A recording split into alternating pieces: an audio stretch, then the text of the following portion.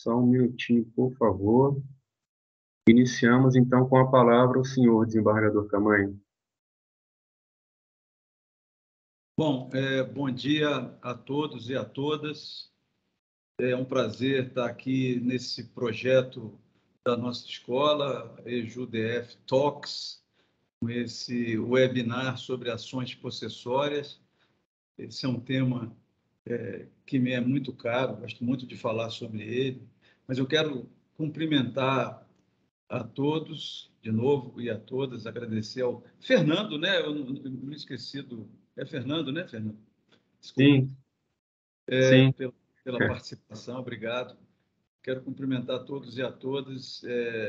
Eu vejo aqui na tela a minha querida colega desembargadora Carmen Bittencourt, a quem eu destino um abraço carinhoso e fraterno, especial, e na pessoa dela eu saúdo todos os outros demais queridos participantes dessa ação educacional.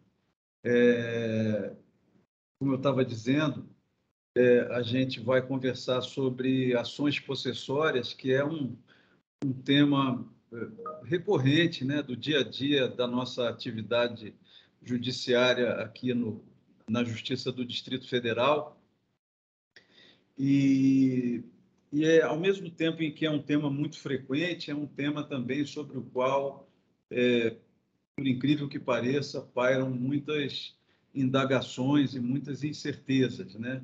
Apesar de, normalmente, a gente acreditar que a gente tem muitas certezas sobre ele, a realidade do dia a dia demonstra que a gente vê muitos questionamentos, muitas inseguranças até sobre esse tema. Daí a relevância de a gente tratar desse assunto nesse webinar, né? Como o Fernando lembrou no início, há um espaço no fim, né? A ideia, a formatação desse webinar foi concebido para que a gente tivesse um tempo para perguntas e respostas no fim, alguma coisa em torno de meia hora, então a gente vai até umas 11 horas conversando. Não que no meio não possa haver participação. Eu falo assim, quem quiser falar agora, quem quiser abrir microfone, fala e tal. Fiquem à vontade para participar. E vai ter duas enquetezinhas que a gente também mandou para a formatação, para a escola, e a gente vai seguindo alguns slides aqui, né? Como a gente vai fazer referência a alguns textos de lei, para a gente evitar de estar saindo de tela e entrando em outras telas do Código de Processo Civil, né, e outras, eu procurei colocar, na medida em que foi necessário, os dispositivos legais a que eu me referisse, né? Aqui nos slides. Então, a gente pode concentrar as atenções nos slides que eu vou começar a passar já já. Tá? Então, é isso. Vamos dar início aqui ao nosso bate-papo. Torço para que ele seja útil e proveitoso, como eu acredito que vai ser. Então, eu vou compartilhar aqui a tela. Fernando, fiscalize, e todos também aí, por favor, fiscalizem, se vai dar certo aqui. Tomara que dê.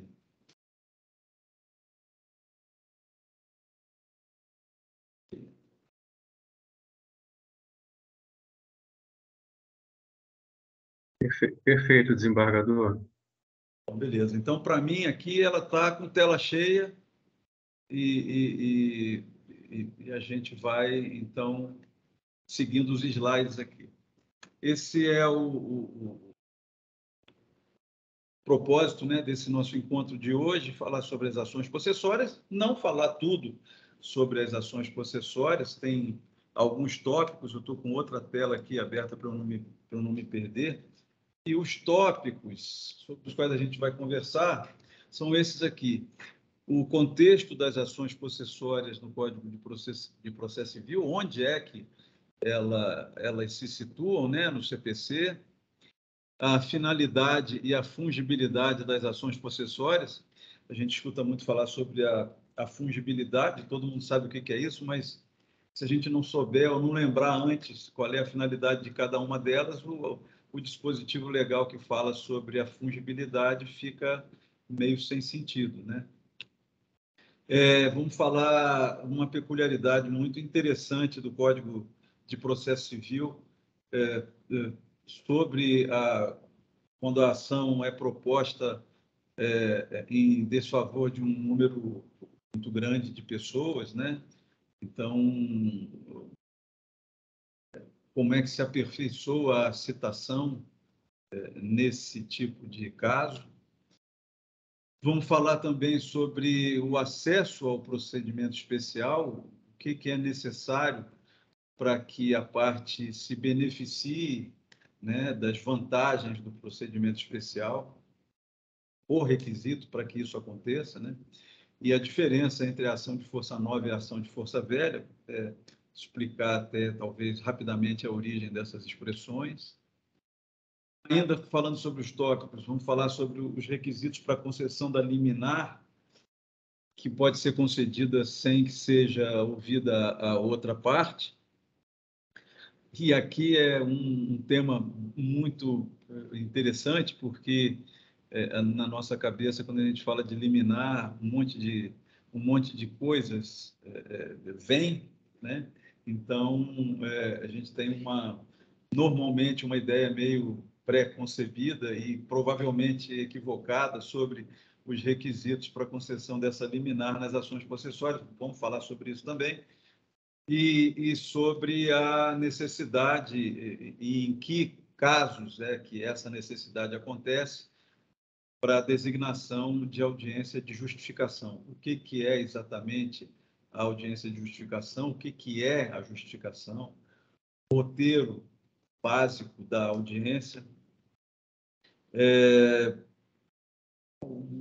Uma especificidade sobre o assunto liminar postulada contra a pessoa jurídica de direito público, é uma peculiaridadezinha, né, da lei processual. E, por último, o prazo para a resposta do réu, quando é que começa a contar esse prazo, e o momento exato, né, em que se configura a revelia. Também para não haver dúvida sobre esse aspecto, né? Então, vamos começar falando do primeiro tópico que a gente lembrou aqui, que é o contexto das ações possessórias no Código de Processo Civil. Antes, deixa eu explicar aqui, eu costumo não usar como regra CPC/2015, CPC/15, CPC de 2015. Normalmente eu não faço isso porque é igual eu também não falo Constituição de 88. A Constituição é a Constituição de 88. Se eu for fazer referência a outra Constituição, eu boto o ano da outra Constituição. A Constituição de 46, né? A Constituição de 34, de 37, né? A emenda constitucional número 1 de 69. Mas, mesma coisa do CPC. O CPC é o que está em vigor. Se eu quiser fazer referência a outro CPC, eu boto CPC de 73, CPC de 39, né? Mas, então, quando aparecer CPC, já é o CPC de 2015, né? Vão aparecer alguns artigos aqui nos nossos slides. Quando eu não falar nada, é porque é do CPC de 2015. Às vezes eu até botei artigo tal, CPC, do CPC. Quando eu não botei, é porque é do CPC também. Se for de outra lei, eu boto com a lei específica, né? Bom, as ações possessórias, elas são ações de conhecimento. Na classificação famosa, né, quinária, do professor Ponte de Miranda, no Tratado das Ações, em 7 volumes, né, ele dividiu as ações cognitivas em 5 espécies, né? As ações declaratórias, condenatórias, constitutivas, mandamentais e cognitivas executivas.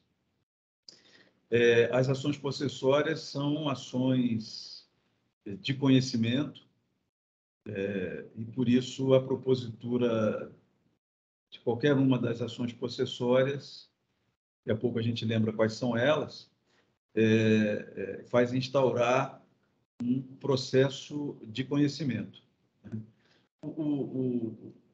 Por que é importante a gente saber onde é que se situa o item ou o tópico das ações possessórias no Código de Processo Civil?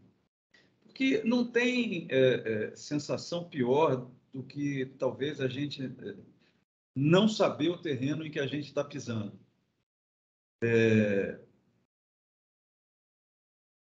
Por exemplo, acontecia muito quando eu ainda era juiz na primeira instância.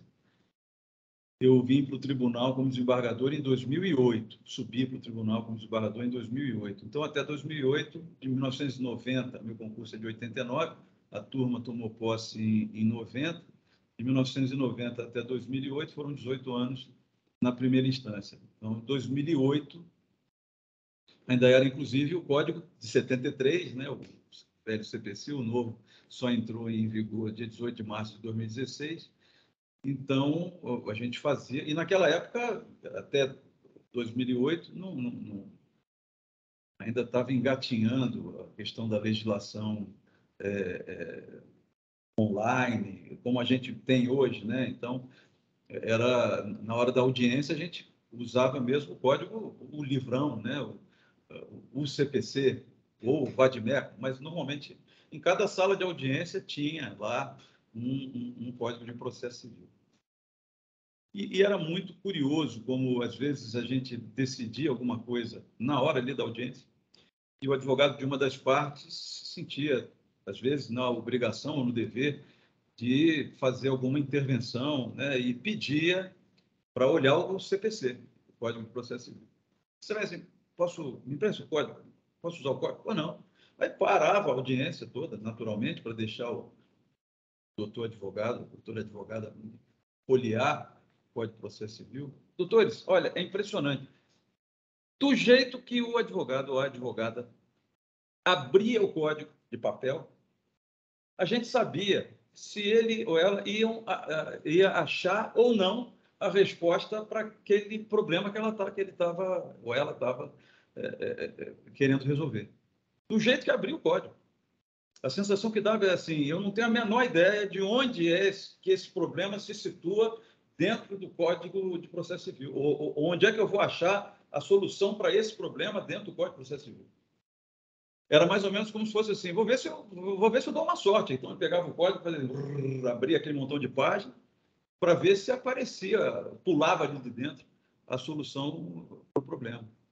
Então, isso o Código de 73, que era um código, eu achava uma obra-prima, mas ele tinha algumas dificuldades de organização, assim, respeitosamente falando, de organização em termos de estrutura, né, da legislação codificada, né? Ele não tinha, como a gente tem hoje, a divisão em uma parte geral e uma parte especial, né? Hoje a gente sabe, a partir do advento da Lei Complementar 95, de 98, essa lei ela ensina, vamos dizer assim, como é que se fazem as leis. Então, diz, olha, as leis se dividem internamente, ou se estruturam, né, em parte geral, parte especial. Cada parte se divide em livros, né? Então você tem os livros da parte geral, os livros da parte especial, e aí vai tendo as divisões, vai havendo as divisões mais específicas, né? Cada livro se divide em títulos, cada título se divide em capítulos, cada capítulo se divide em seções, e às vezes as seções ainda se dividem em subseções, que é a menor partícula dentro da estrutura da legislação codificada, né? Então, partes, livros, títulos, capítulos, seções e subseções. No caso específico do nosso Código de Processo Civil atual, o processo de conhecimento ele fica na parte especial do Código de Processo Civil, no livro primeiro. O Código se divide em parte geral e parte especial. A parte especial ela se divide em 3 livros, né? O livro primeiro é do processo de conhecimento, cumprimento de sentença. O livro segundo é o processo de execução.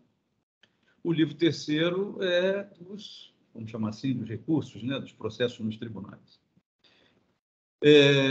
Então, o livro primeiro é o livro do processo de conhecimento.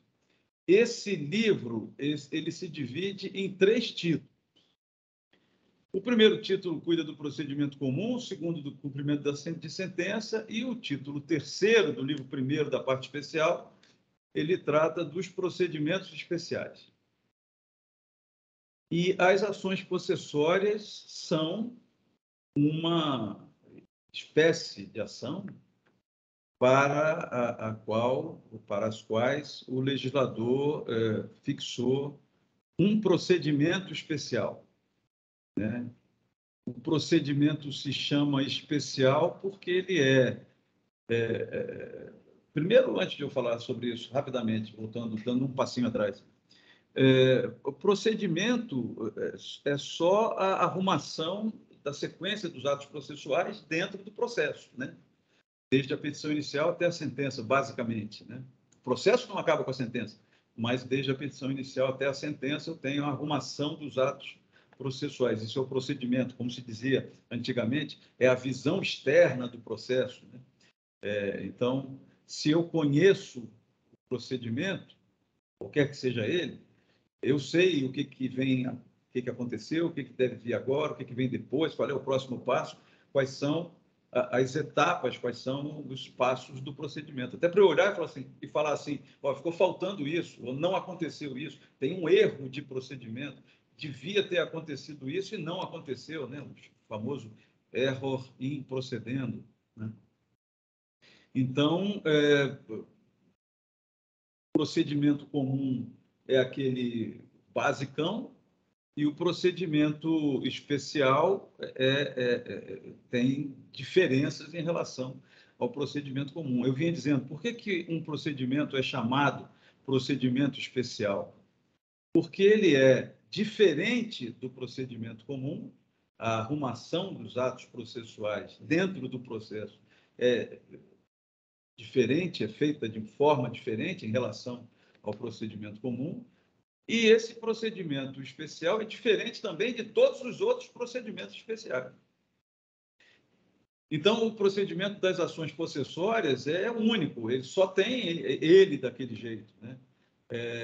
Que é diferente do procedimento comum, que a seu turno é diferente do procedimento especial da ação de consignação e pagamento, que a seu turno é diferente do procedimento especial da ação de exigir contas, são procedimentos especiais dentro do Código de Processo Civil, para não falar de outros, que também é diferente do procedimento especial da ação de mandado de segurança, que é fora do Código de Processo Civil, e assim vai, né? Então, as ações possessórias são um procedimento especial dentro do Código de Processo Civil, situadas as ações possessórias no título 3º do livro 1º da parte especial do Código de Processo Civil. E elas estão reguladas, as ações possessórias, nos artigos 554 a 568. São ações de conhecimento, como eu falei, e a natureza da sentença a sentença tem natureza cognitiva executiva. Antigamente também se falava sentença executiva ou executiva lato sensu, né?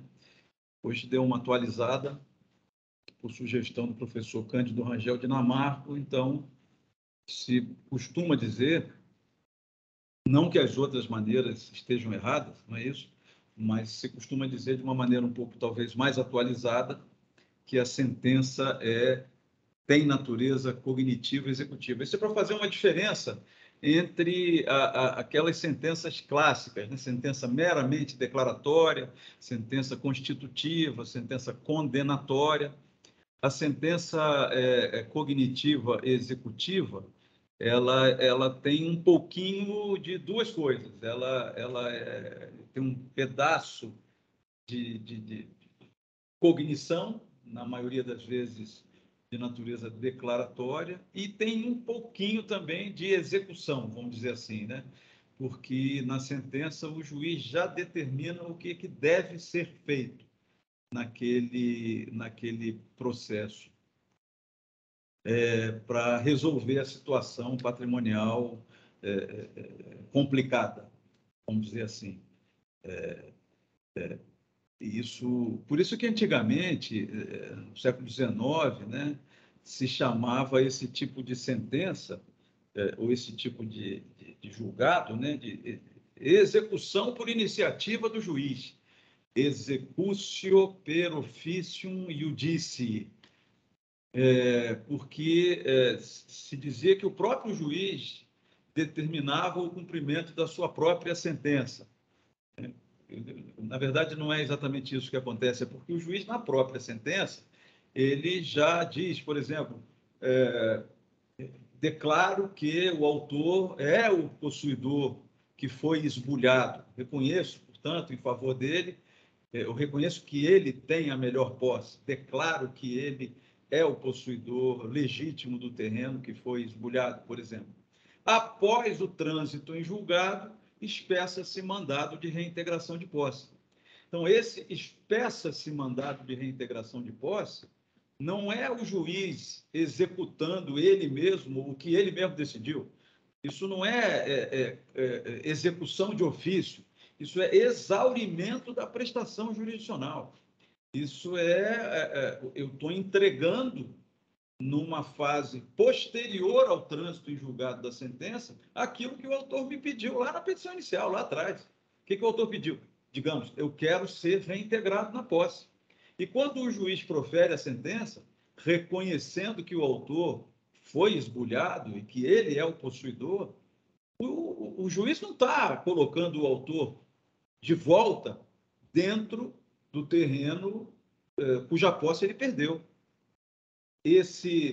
Essa reintegração ela só vai acontecer lá na frente, depois de ter sido interposto o recurso, depois de o recurso ter sido processado com efeito suspensivo, depois de o tribunal ter julgado a apelação. Quando baixa de volta para a primeira instância, é que, como disse o juiz lá na sentença, após o trânsito em julgado, espessa-se mandado de reintegração de posse. E aí isso não vai ser cumprimento, não vai ser execução ou cumprimento da sentença de ofício por iniciativa do juiz. Não, o juiz, nesse momento, ele vai estar entregando à parte autora a prestação jurisdicional que ela pediu. Então, esse é o momento em que se dá o exaurimento da prestação jurisdicional. E a sentença, portanto, ela tem essa diferença em relação, por exemplo, a uma sentença condenatória, em que o juiz apenas condena, julga o procedente pedido para condenar o réu a pagar ao autor R$100 mil.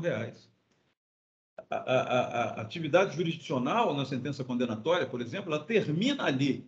O juiz não vai dizer assim, e não pode dizer mesmo assim, após o trânsito em julgado, intime-se o réu para o cumprimento de sentença, devendo pagar em 15 dias sob pena de multa de 10%. Não. Isso está escrito com todas as letras, né, no artigo 513, parágrafo 1º, que o cumprimento da sentença que reconheça a existência de uma obrigação de pagar quantia, ela tem que acontecer, o cumprimento, tem que acontecer por iniciativa do credor, claro, porque o que o autor pediu foi só a condenação. E a condenação o juiz já deu na sentença, julgo procedente pedido para condenar. Então, a todos os títulos, com todo respeito equivocado, a gente vê em sentenças, e a gente ainda vê isso até hoje, não sei como, sentenças que colocam esse tipo de comando. Após o trânsito de julgado, intime-se o credor para pagar em 15 dias sob pena de multa de 10%. O próprio artigo 523, só para completar o nosso raciocínio, que é o artigo que cuida do cumprimento da sentença, que reconhece a exigibilidade e obrigação de pagar a quantia, certo? Exige a iniciativa do credor para que aconteça o cumprimento da sentença. Logo, não pode constar esse comando da parte dispositiva da sentença condenatória. Já é diferente, como eu falei, com a sentença cognitiva executiva, em que aí sim é obrigatório que na sentença o juiz disponha sobre a expedição de mandado de reintegração de posse após o trânsito em julgado. Como eu falei, isso não é o cumprimento da sentença de ofício por iniciativa do juiz. Isso é exaurimento da prestação jurisdicional, porque o pedido ostentava natureza cognitiva executiva. Eu aproveito para colocar aqui um trecho aqui de um livro que eu estou escrevendo há um tempo, e que um belo dia vai sair, né? Tem um monte de tempo que eu estou escrevendo esse livro. Mas, olha só, isso aqui é só para dizer, o pedido será, por fim, executivo, né? Quando o autor buscar corrigir os limites que balizam as esferas jurídico-patrimoniais dele e do réu, por meio de técnicas que, permitindo atuação direta sobre o patrimônio de um e de outro, culminam por dispensar uma fase específica de execução estrito sensu, cumprimento de sentença. Nesse caso, a sentença não só declara, por exemplo, como, além disso, determina a ação a ser realizada para rearranjar a situação patrimonial conflituosa, que é só a definição do que seria um pedido e, por consequência, a sentença que acolhe esse pedido, né, de natureza cognitiva executiva. Então, isso é só para a gente dar início às nossas observações aqui, lembrando que, mais uma vez, uma sentença de procedência do pedido na ação possessória, ela tem que contemplar esse comando, né? A ação, como está escrito aí nesse slide, no finalzinho, a ação a ser realizada para rearranjar a situação patrimonial conflituosa. No nosso exemplo, expressa-se mandado de reintegração de posse ou de manutenção de posse, etc. Inclusive, se a sentença que acolhe esse pedido possessório deixa de trazer esse comando, essa sentença se expõe a embargo de declaração, porque a sentença será, nessa hipótese, omissa, né? Bom, dando sequência aqui. O primeiro artigo do capítulo que cuida das ações possessórias no Código de Processo Civil é o artigo 554. E esse artigo 554, ele tem a mesma redação. Essa parte do Código, aliás, desculpa, para fazer um comentário sobre direito processual histórico, essa parte do Código, ela é praticamente reprodução do Código de Processo Civil de 73. Uma ou outra mudança aqui, ali e acolá, algumas bem sensíveis, outras menos, mas basicamente a gente tem a mesma estrutura e até quase a mesma redação dos artigos 920 e seguintes do Código de Processo Civil de 73. Então, assim como esse artigo 554 é o primeiro artigo da parte do Código de Processo Civil em vigor que cuida das ações possessórias, o artigo 920 no Código de 73 era o primeiro artigo que cuidava também desse capítulo naquele velho Código. E ele também cuidava da fungibilidade das ações possessórias, né?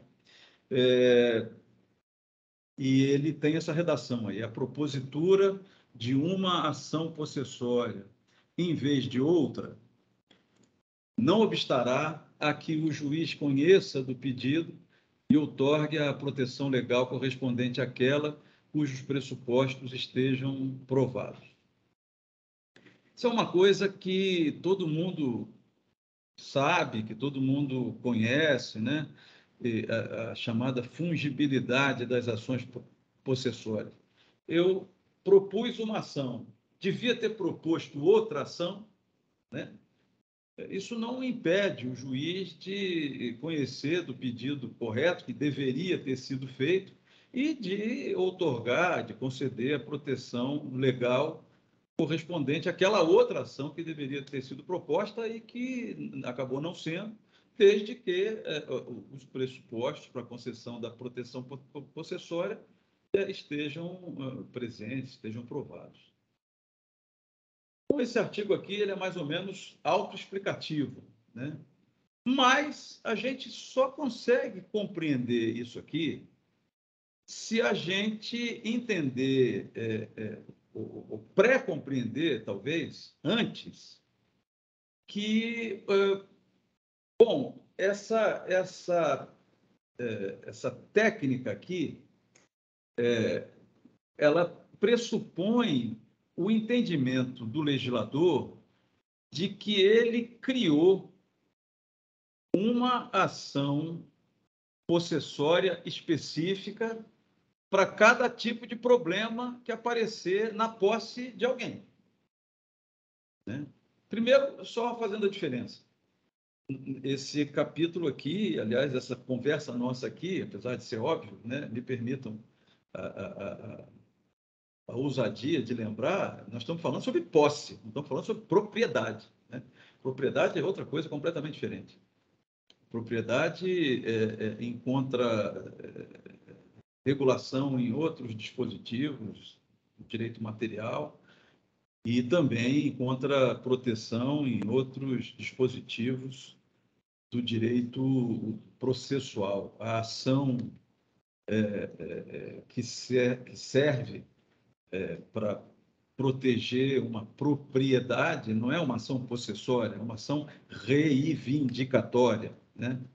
É uma ação de natureza petitória, como se dizia, né? Aqui não, aqui as ações são possessórias. A propriedade eu provo com o registro da escritura pública de compra e venda, digamos assim, no cartório de registro de imóveis. Aqui não tem nada disso, né? Aqui é posse, aqui não estou falando de proprietário, estou falando de possuidor mesmo. E o direito, como a gente sabe, reconhece a posse, né? Não estou falando de invasão, falando de detenção, estou falando de posse mesmo, com fonte de direito, e dá proteção possessória ao possuidor legítimo, né? Contra quem causar uma moléstia qualquer à sua posse, né? Mas, feita essa observação, é preciso que a gente tenha em mente que a gente está aqui, como eu falei, cuidando de um capítulo, né, as ações possessórias, que não é novo, longe de ser novo, né? Ele é um capítulo do direito processual que, como eu falei, ele já é quase uma cópia do que a gente encontrava no Código de Processo Civil de 73. Ele é também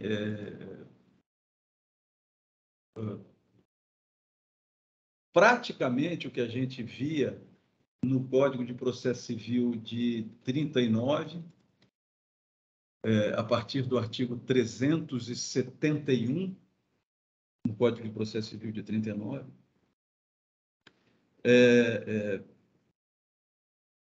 Que a seu turno também já buscou inspiração nos códigos de processo estaduais. Houve uma época aqui no Brasil, né, em que os estados tinham os seus códigos de processo. Entre 1915 e 1918, o primeiro Código Nacional foi o Código de Processo Civil de 39.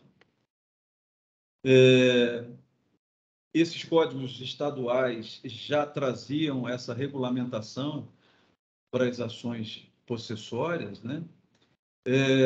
Antes dos códigos estaduais, a gente teve a primeira legislação processual brasileira, ainda na época do Império, foi a Consolidação de Ribas, de 1876.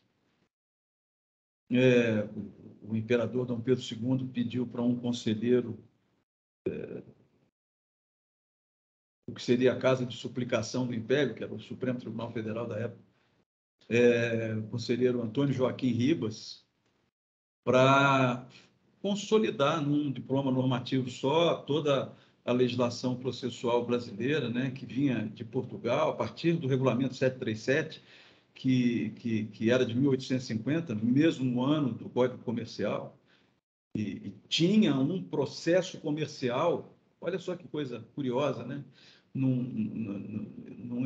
Tinha processo civil, mas tinha um processo comercial. O comércio era muito mais importante e tal. Então, tinha além de um processo civil, tinha um processo comercial. Então, o imperador Dom Pedro II pediu para o conselheiro Ribas para fazer essa compilação. Ele juntou tudo num diploma normativo só, e como compensação, como honra, né, ao consolidador, deu o imperador à consolidação feita pelo conselheiro Antônio Joaquim Ribas, o nome dele. E por isso é que é a consolidação das leis processuais brasileiras de 1876 se chama Consolidação Ribas, ou Consolidação de Ribas, né? Em homenagem ao conselheiro. Mas, antes disso tudo, a gente tinha a lei da boa razão, que era uma lei de Portugal, da época ainda do Marquês de Pombal, algo em torno de 1751 ou 1753, eu sempre confundo as datas, que mandava aplicar ao Brasil a legislação portuguesa, né? Na época já eram as ordenações filipinas, que já tratavam das ações possessórias dessa maneira. Que maneira? Nós estamos falando aqui de uma época pré-1865, em que se dava muito valor ao nome das ações, porque se entendia que a ação servia para proteger um direito lesado. Então, era essa a concepção que se tinha de uma ação. Se eu tenho ação, se eu tenho direito, perdão, e se o meu direito foi lesado, então eu tenho ação para proteger esse meu direito que foi lesado. Então eu tinha que provar desde o início que eu tinha tido um direito lesado, né? Então, nada mais adequado do que dizer o meu direito lesado é esse, e para consertar o meu direito lesado existe a ação que tem esse nome aqui. Então, o legislador vinculava o nome do problema ao nome da ação para resolver o problema. É claro que depois de 1865, né, quando se publicou a teoria das exceções dilatórias dos pressupostos processuais, Oscar von Billow, né, e que se chegou à conclusão de que a ação não serve para isso, né, que não se conseguiu responder àquela pergunta que hoje em dia é famosa, e, aliás, é irrespondível, né? E que eu coloco aqui para a lembrança de nós todos, né? Quer dizer que a ação serve para proteger um direito lesado? Se dizia, serve. Quer dizer que se o sujeito tem um direito, ele tem ação para proteger esse direito? Tem. Se ele não tem direito, então ele não pode propor ação? Não pode. Claro que não pode. Só pode propor ação quem tem direito. Não tem direito, não tem ação. Não. Aí a pergunta que fizeram, que não tem resposta, é a seguinte: quer dizer que só pode propor ação quem tem direito? Então, se só pode propor ação quem tem direito, como é que pode existir sentença de improcedência? Porque a sentença de improcedência diz que a pessoa que propôs a ação não tem direito. Pronto, perplexidade geral. Cara de todo mundo, na época, pairando entre o pasmo completo e a estupefação geral. Realmente não tem resposta uma pergunta dessa. Se a pessoa propôs a ação, é porque tem direito. Então, todas as sentenças tinham que ser de procedência, né? Então, a sentença de improcedência, por si só, derrubava essa teoria de que a ação é um direito concreto, né? E daí veio a teoria da ação como direito abstrato.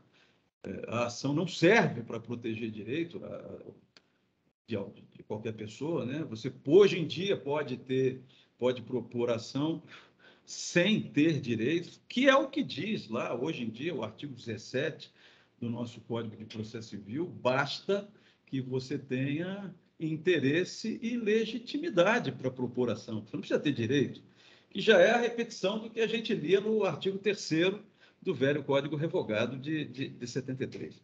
Mas naquela época você tinha que dizer, olha, o meu problema é esse, logo a ação é essa aqui. E isso é um resquício, a gente vê hoje em dia, dentro do Código de 2015, né, ainda ações que têm nome, né, como um resquício dessa época em que se entendia que as ações eram fundadas na pré-existência de um direito material, em que se dizia que o direito material era o direito substantivo e o direito de ação era alguma coisa que qualificava o direito material. Então, logo, o direito processual seria um direito adjetivo civil. Até usar essa expressão hoje em dia denota que você, de certa maneira, ainda está ligado àquela teoria da ação como direito concreto. Por isso que a gente recomenda até que ninguém fale, ou escreva, ou use, né, como substituto de direito processual civil, direito adjetivo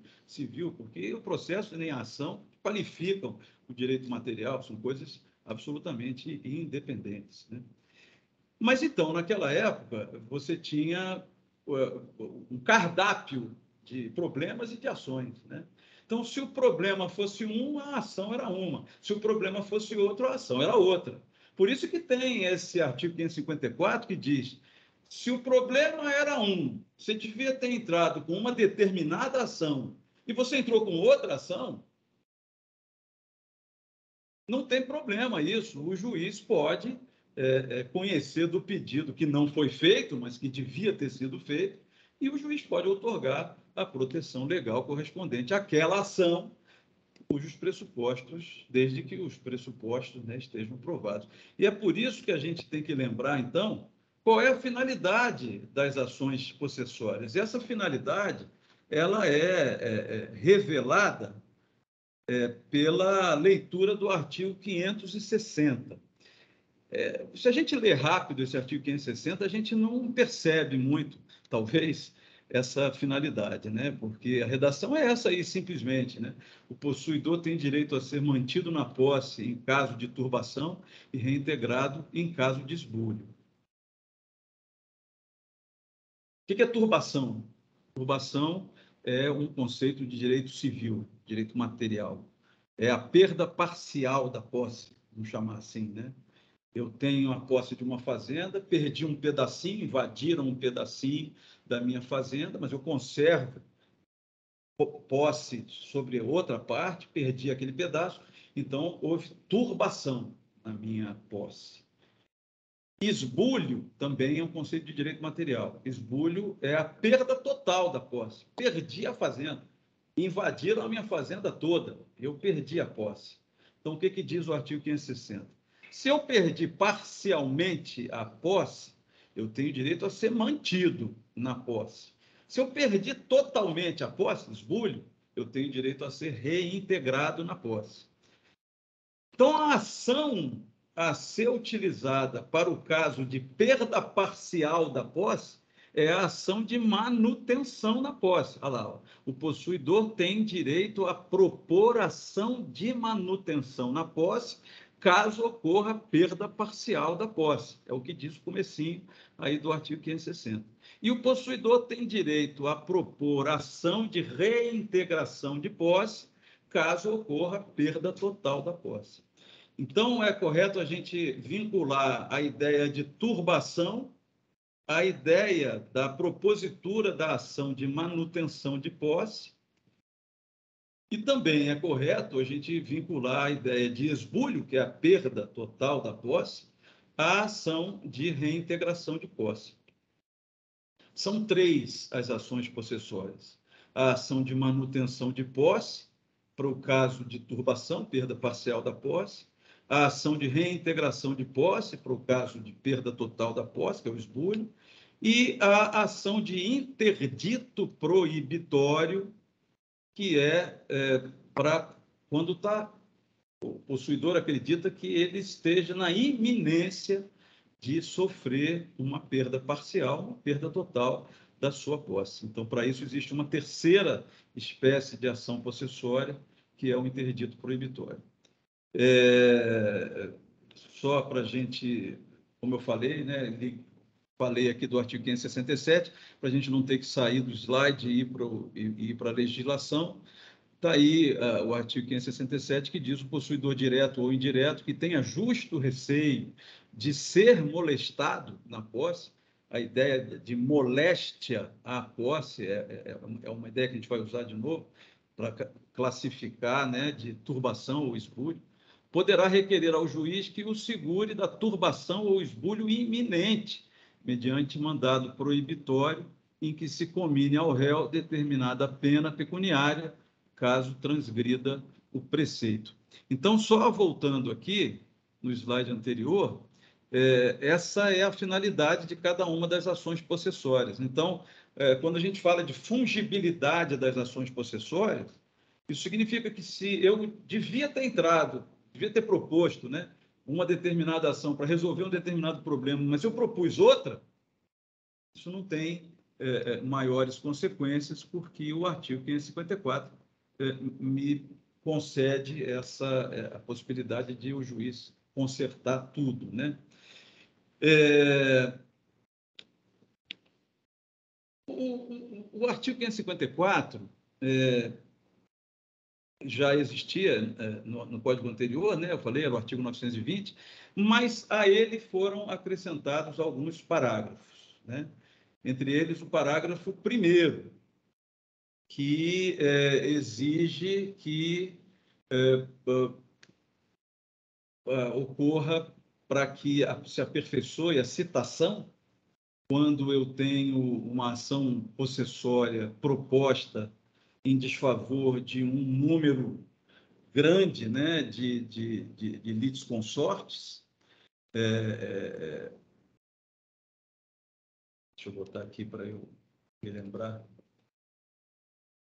Caso de ação possessória em que figure no polo passivo um grande número de pessoas, a citação tem que ser feita dessa maneira. Citação por mandado daqueles ocupantes que forem encontrados no local e citação por edital dos demais. Aqui é só uma curiosidade. Quando eu não sei quem são os réus, imaginemos que uma determinada área tenha sido invadida por 500 pessoas. Eu não tenho a menor ideia de quem sejam essas pessoas. E eu não preciso saber o nome de nenhuma dessas pessoas, qualquer uma dessas pessoas. Quando eu for entrar com a ação, eu, advogado do autor, autor, que vou redigir a petição inicial, eu não vou dizer, eu só sei o nome de dois, com quem eu já conversei, o Joãozinho e o Luizinho, o Zezinho, sei lá. Não, os outros eu não sei, os outros 498 eu não sei. Não preciso ir lá, nada disso. Basta eu dizer que a ação está sendo ajuizada em face ou em desfavor de réus incertos, réus desconhecidos. Né? Toda vez em que eu, em qualquer ação, digo que, por exemplo, numa ação de uso capião, eu não sei quem são os circunstantes, né? O imóvel a ser uso capido, sei alguns deles, mas não sei alguns dos confrontantes, falei errado, confrontantes. Eu vou dizer que tem dois ali que são incertos, são desconhecidos. Se eu falar isso, o juiz vai mandar que se realize a citação por edital daqueles réus que eu falei que são, daqueles citandos que eu falei que são incertos, que são desconhecidos. Isso por força da regra do artigo 256, inciso 1º do Código de Processo Civil. A gente não precisa nem ler isso, mas é isso que diz. É um dos casos de citação por edital. A gente acaba se lembrando do outro caso mais famoso de citação por edital, que é quando eu sei quem é o citando, mas eu não sei onde é que ele está. O citando é o Zé da Silva Pereira, mas eu não sei onde é que ele está. Então, você diz quem é, ele está em local incerto e não sabido, lins, né, como a gente brinca, local incerto e não sabido. E o juiz diz, então, cite-se o seu José da Silva Pereira por edital, prazo de 20, 30, 40, 50, 60 dias, sei lá quanto. E manda citar o sujeito por edital. Mas, quando eu digo que eu não sei nem quem é o réu, o juiz também, da mesma maneira, vai mandar citar por edital. E vai fixar lá um prazo. No caso específico de ação possessória ajuizada em desfavor de um grande número de pessoas, litisconsórcio passivo multitudinário, multidão de gente, 500 pessoas, eu coloco lá, os réus são incertos, os réus são desconhecidos. O juiz, que em qualquer outro caso se limitaria a escrever cite-se por edital, citem-se os réus por edital, aqui ele vai fazer diferente, ele vai mandar citar por mandado os réus que forem encontrados no local e vai determinar a citação por edital daqueles que não forem encontrados.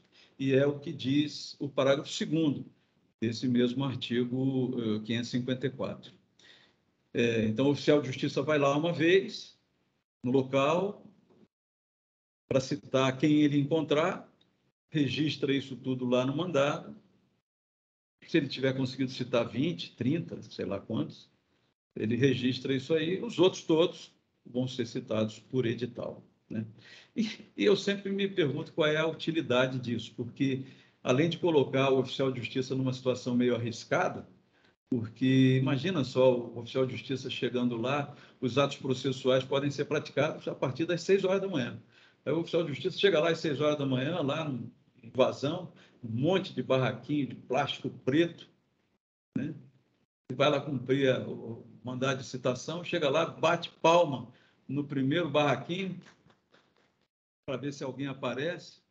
Ninguém aparece, o sujeito do outro barraquinho aparece ali de manhã, diz, pois não.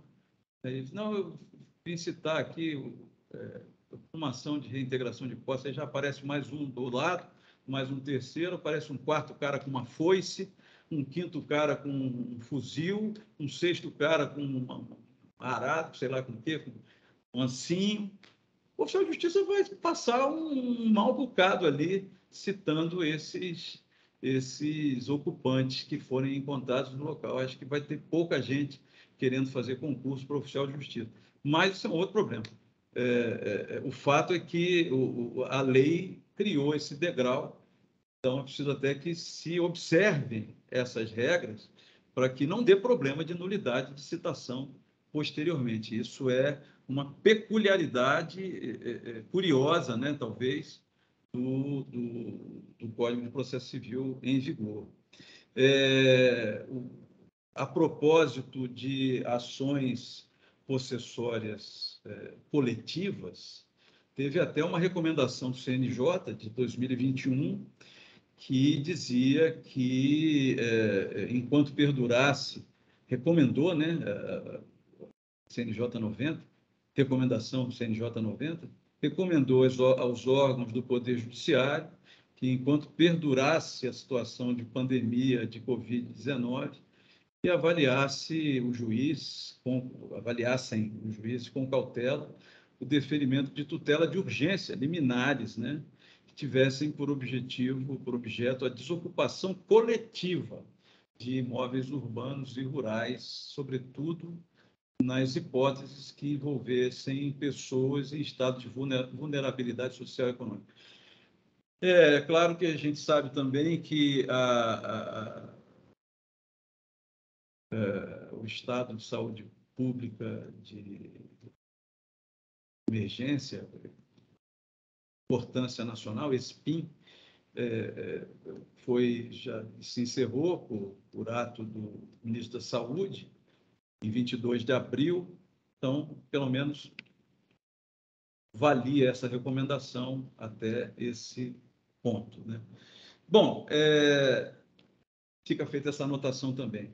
Com relação ao acesso ao procedimento especial, né, que traz vantagens, né, sobretudo com relação à questão dos requisitos para concessão da liminar e um modo diferente de tramitação, sobretudo no início, que a partir de um certo ponto fica igual ao procedimento comum, mas no início tem uma diferença. O requisito ele está aí nesse artigo 558. Diz o artigo 558, esse é um artigo que aparentemente é um artigo simples, mas ele é um artigo que exige alguns cuidados.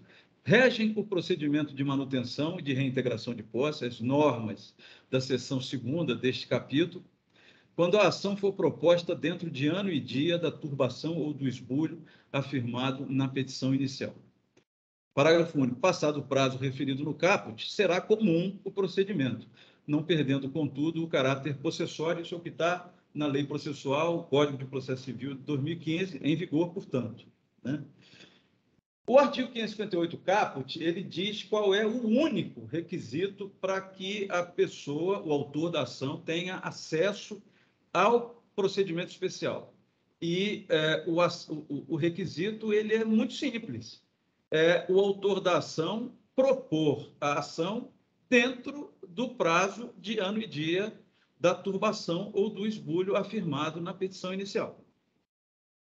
Se o autor propuser a ação dentro desse prazo, ele tem, como está escrito, regem o procedimento de manutenção e de reintegração de posse, as normas da seção 2ª desse capítulo.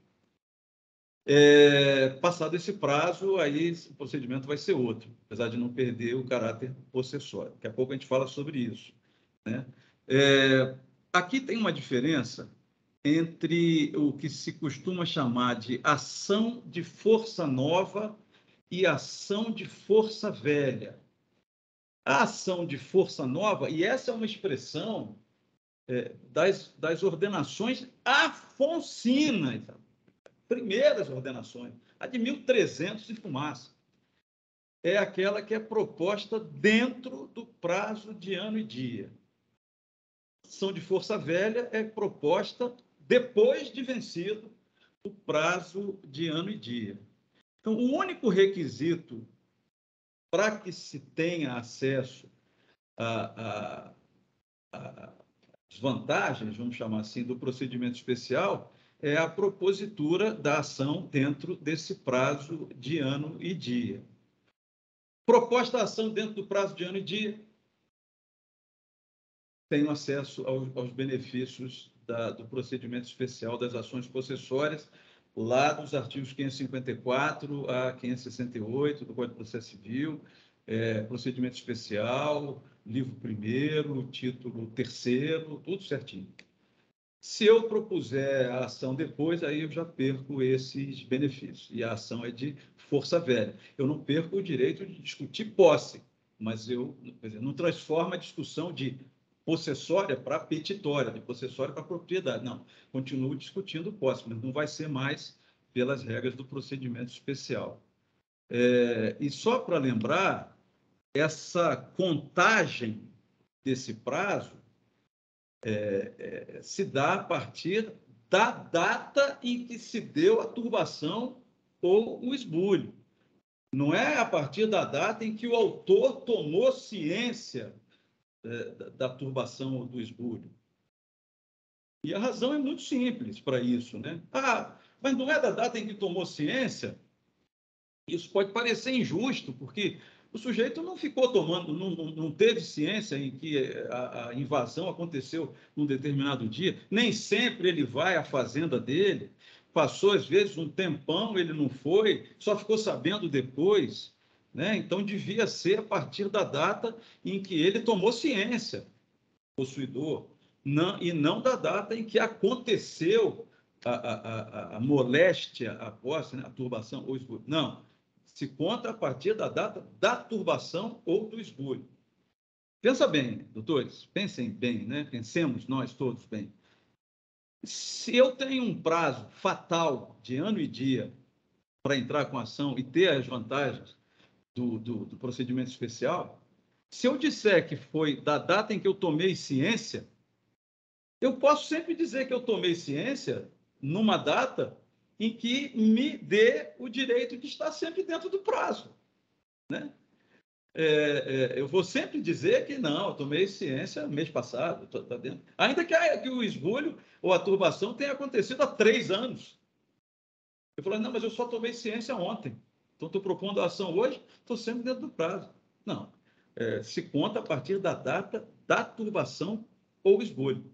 E essa afirmação que eu estou fazendo aqui, ela é confirmada pela própria lei processual, na medida em que o artigo 561, na sequência da regulamentação da ação possessória, das ações possessórias, impõe ao autor, né, dá ao autor a incumbência de provar a data da turbação ou do esbulho. Não é a data em que ele tomou ciência da turbação ou do esbulho. Não, é a data em que se deu a turbação ou o esbulho. Eu queria pedir para a gente colocar aí, Fernando, no ar, a nossa enquete número 1. Ok, Deixa eu ver se eu vou parar aqui compartilhamento e vou voltar aqui para... Caramba.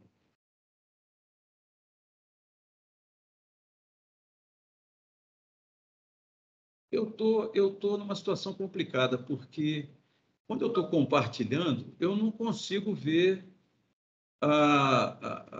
o chat.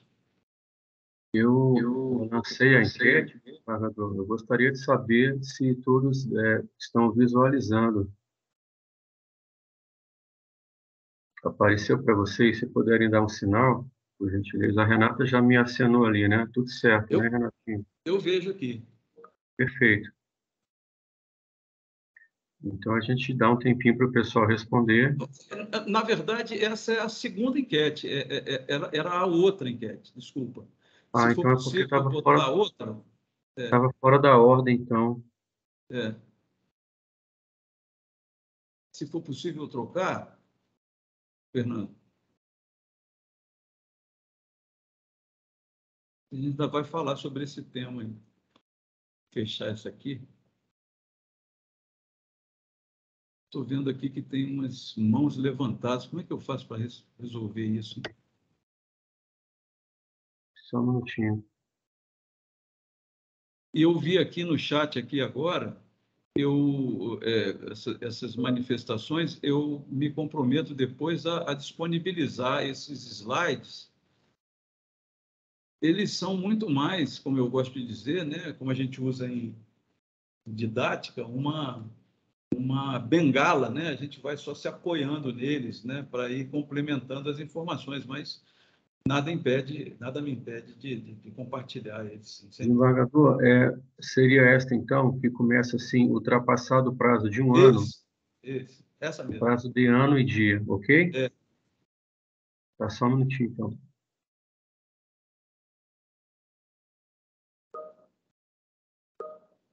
Apareceu para vocês? essa aí mesmo. Perfeito. Todo mundo, por gentileza, participa aí.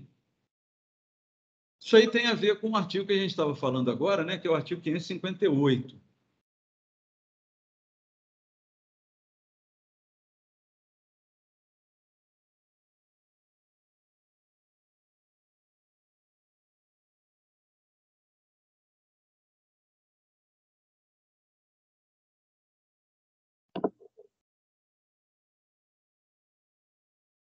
Estou acompanhando aqui no chat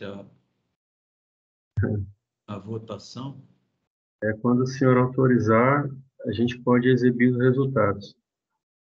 Daqui a pouco eu... Quantas pessoas estão participando dessa nossa ação educacional, Fernando? Nós temos, deixa eu precisar aqui para o seu número exato, só um minutinho, por favor. Nós temos 117 inscritos.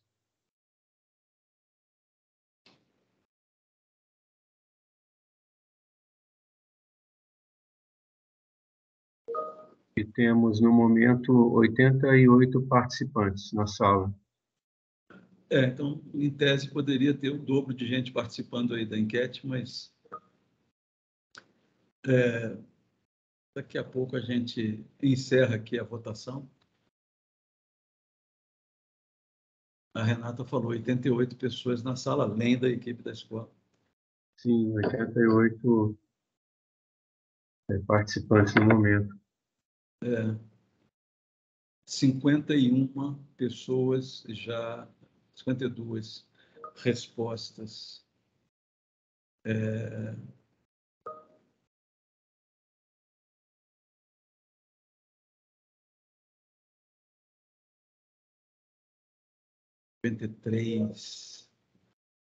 Vou dar só mais um minutinho aqui para a gente voltar à nossa conversa.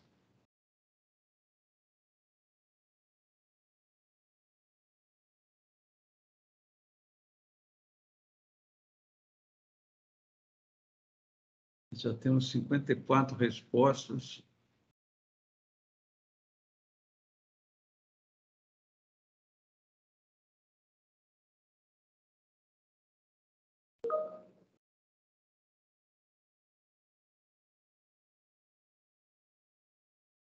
Vamos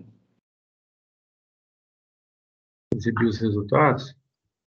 Vamos exibir os resultados, Fernando? Tá. O senhor consegue enxergar? Senão eu posso ler para o senhor. Espera aí. Apareceu para o senhor? Apareceria onde? No meio da tela aqui, não? Sim. Ou no chat? Então, os demais conseguem ver? Eu vou ler para o senhor. Os alunos estão acenando que conseguiram ver, mas eu vou ler para o senhor. A resposta foi o seguinte: no chat, tá, pessoal? Nós temos certo 91% e errado 9%.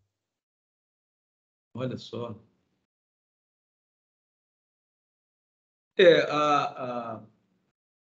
Eu vou voltar aqui para o compartilhamento. Engraçado, esse sistema de compartilhamento, para quem está falando, ele não é muito legal, porque eu não vejo o chat. Eu não sei se eu estou fazendo alguma coisa errada, mas eu não vejo o chat, portanto, eu não consigo ver também as participações, eventualmente, até para eu ir direcionando as coisas. Mas vou voltar ao compartilhamento aqui, para botar de novo aqui, inclusive,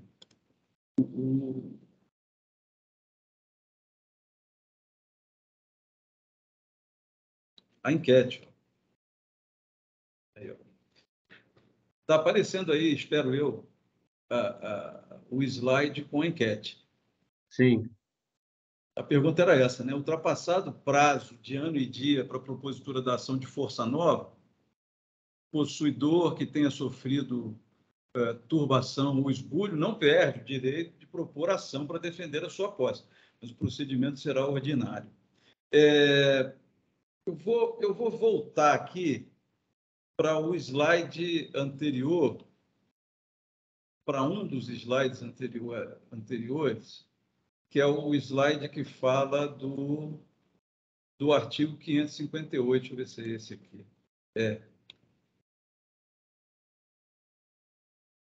Essa resposta tem a ver com a leitura, ou com a interpretação, melhor dizendo, do parágrafo único do artigo 558. Né? Diz, passado o prazo referido no caput, será comum o procedimento, não perdendo, contudo, o caráter possessório. Em relação à enquete, né, que dizia que o possuidor não perde mesmo o direito, não perde, né, o direito de propor ação para defender a sua posse, não perde mesmo, né? Mas o procedimento estava escrito lá no slide, na enquete, o procedimento será ordinário. Ali tinha dois erros. Primeiro, que não é ordinário, né? Não existe mais procedimento ordinário. O procedimento ordinário acabou com a entrada em vigor do Código de 2015. Até 2016, até o dia 18 de março de 2016, o procedimento comum, como nós todos sabemos, ele era dividido em dois. A gente tinha o procedimento comum ordinário e o procedimento comum sumário. O procedimento comum ordinário era de um jeito, o procedimento comum sumário era de outro jeito. E tinha os procedimentos especiais.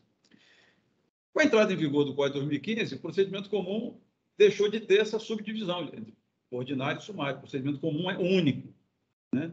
E não tem mais procedimento ordinário nem procedimento sumário. Eu não sei como é que alguém propõe hoje em dia ação ordinária, que mistura água e óleo, né? A ação é uma coisa, procedimento é outra coisa, e não existe mais procedimento ordinário, as pessoas continuam entrando com ação ordinária. De onde é que eles tiram isso?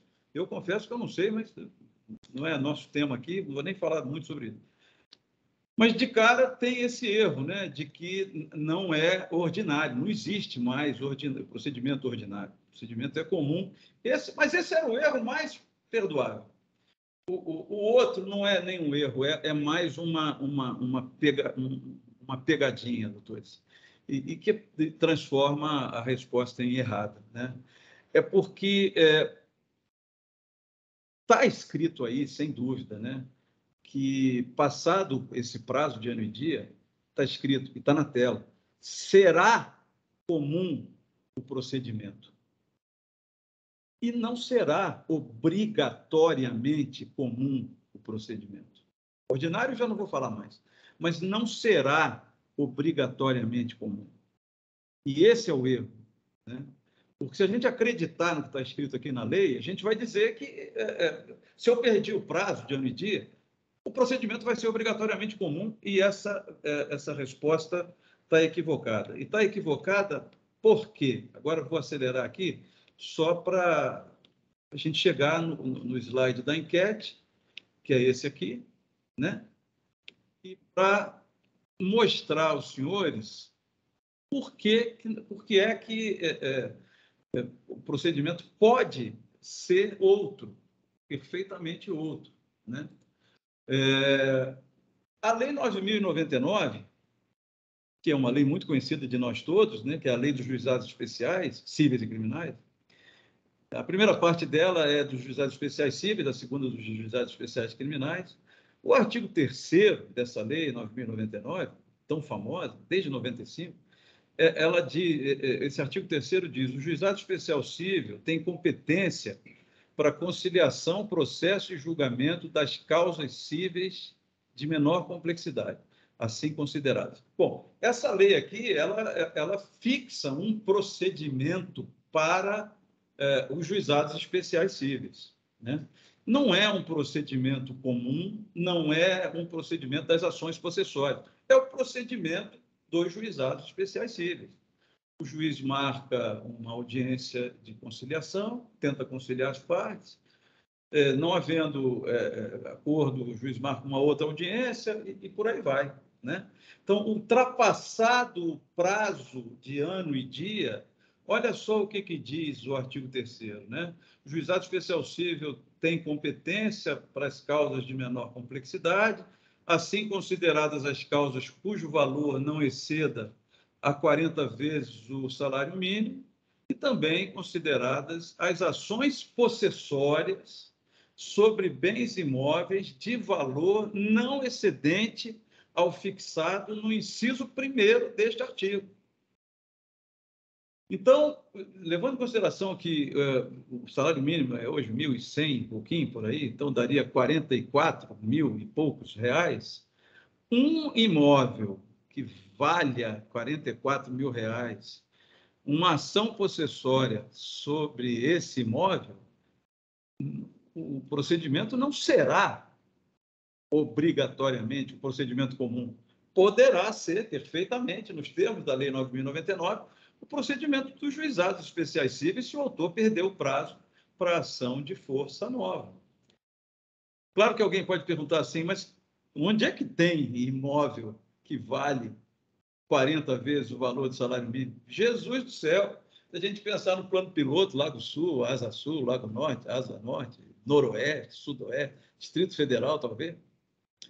Mas se a gente tiver o olho para o Brasilzão todo, Jesus do céu, o que mais tem é imóvel dentro desse valor. E aí a gente vai ver um monte de ação possessória, de natureza possessória, né?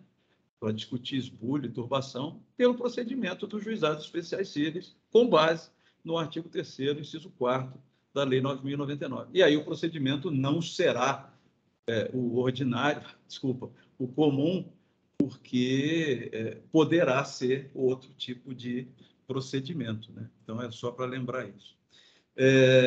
Daí o erro, né? Na verdade, não será comum, muito menos será o ordinário, que não existe mais.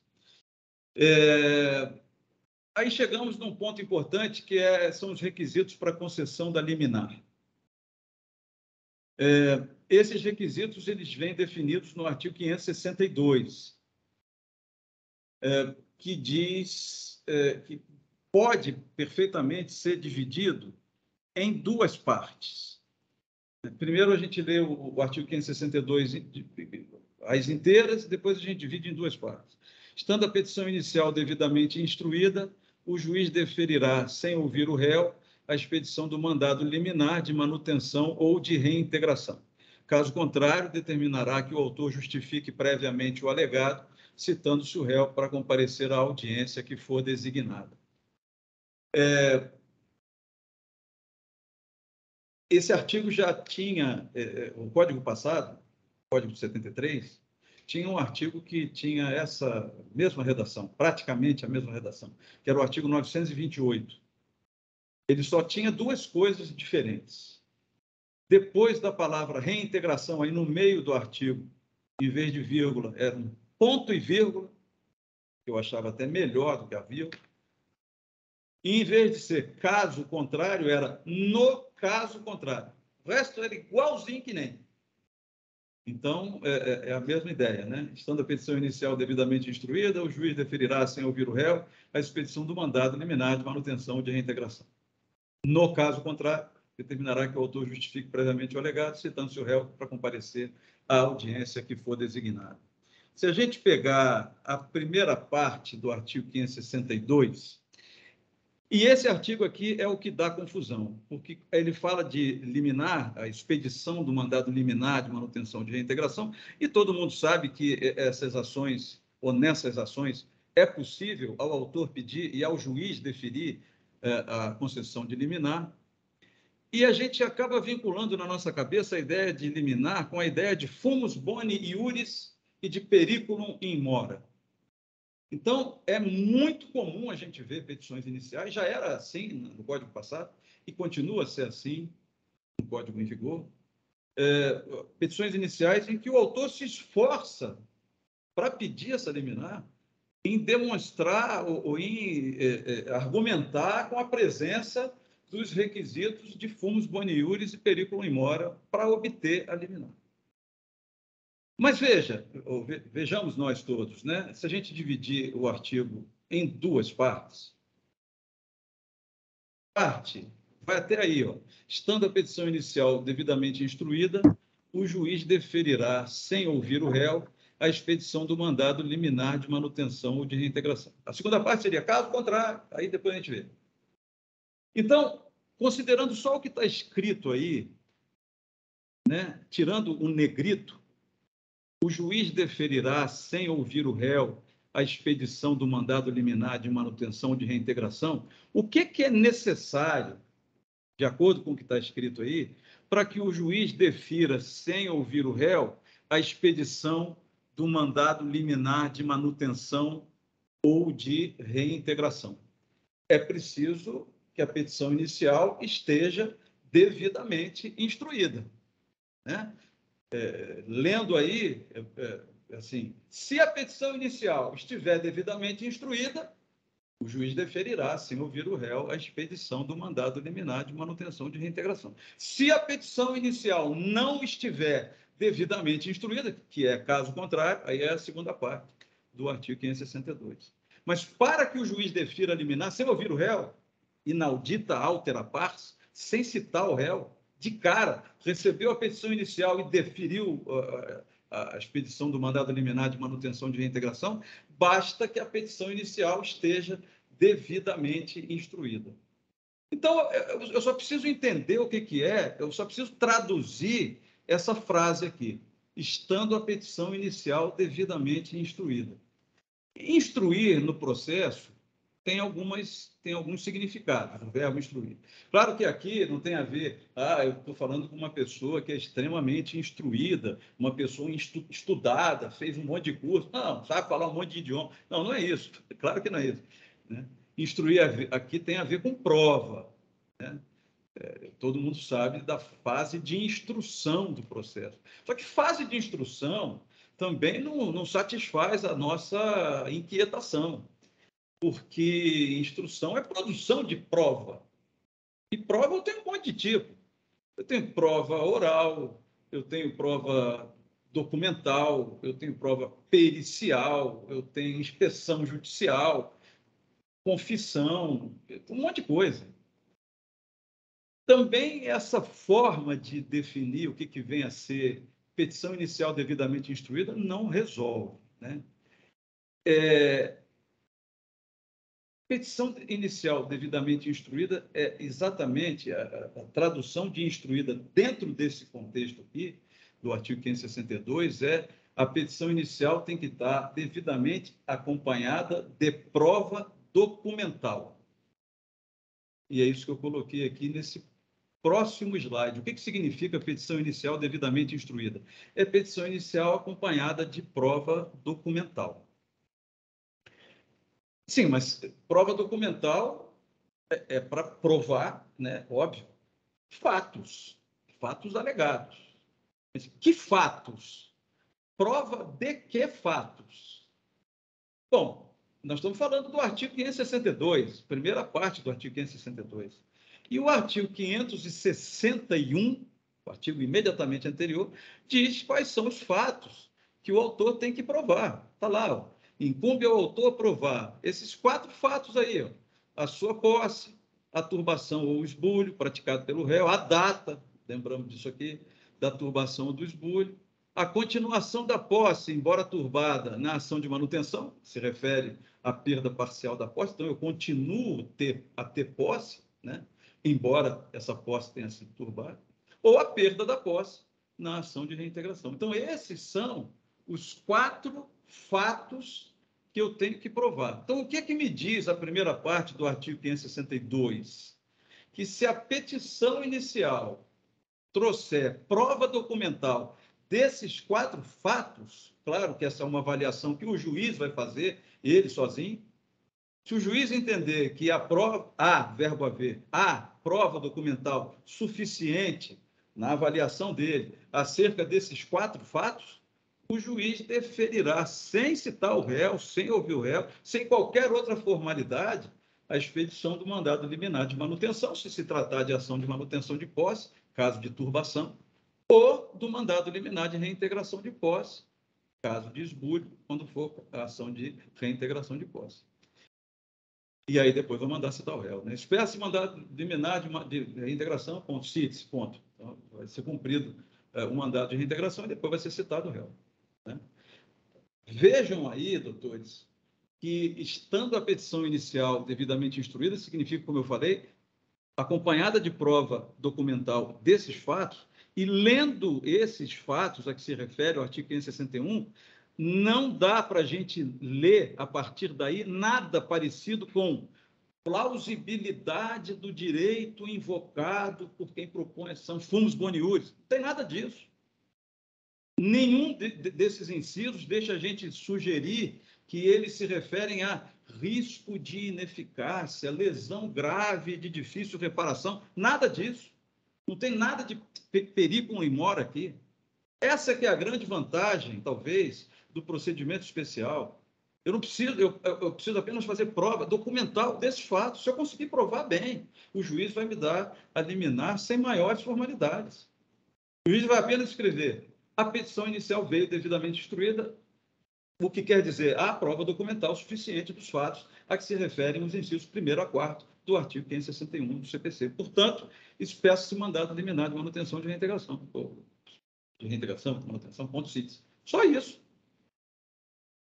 Agora, pode ser que a petição inicial não esteja devidamente instruída.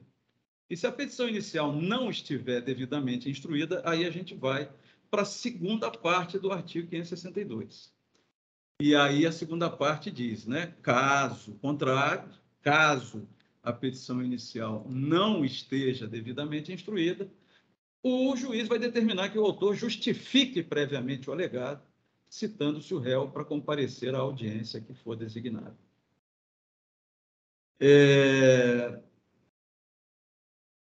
Isso acontecia, era a mesma redação, como eu falei, já no Código 73. Então, eu, como juiz, muitas e muitas vezes, sei lá quantas, mil, não sei se mil, mas eu botava lá, né? Eu recebia a petição inicial das ações de ação possessória, olhava a petição inicial e via, ela não veio devidamente instruída, ou seja, não veio, a meu aviso, prova documental suficiente acerca dos fatos a que se referem ou se referiam os incisos 1º a 4º do artigo, na época, 927, hoje do artigo 561. Então, eu botava assim, ou como qualquer colega botaria: designo o dia tal, às tantas horas, para audiência de justificação. Ponto. Cite-se o réu. Ponto. Intime-se. O que está escrito aqui, citando-se o réu para comparecer à audiência que for designada. Né?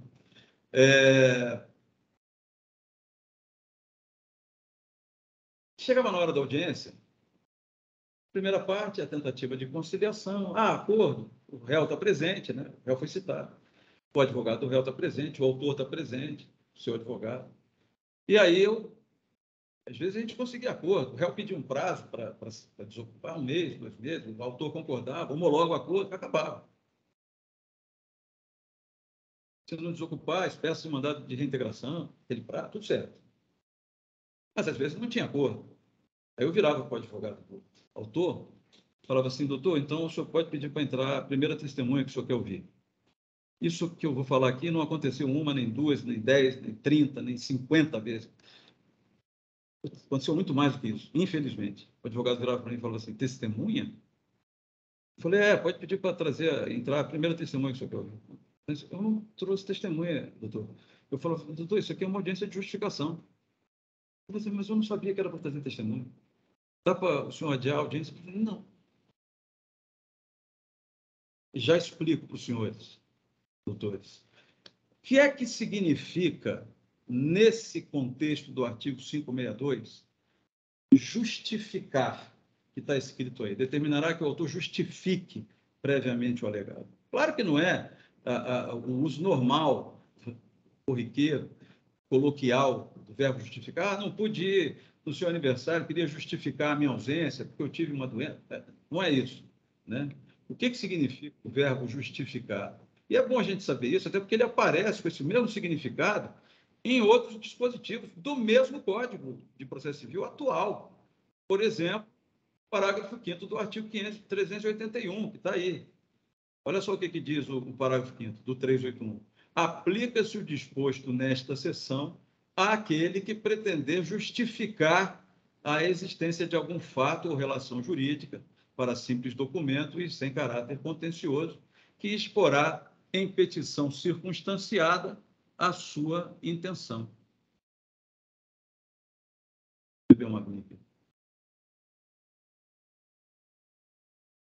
Então, se eu não souber o que significa justificar, eu também não consigo cumprir a determinação do juiz com base na segunda parte do artigo 562. Caso contrário, determinará que o autor justifique previamente alegado, citando-se o réu. Justificar, doutores, significa, no contexto do artigo 562 do CPC, provar com testemunhas.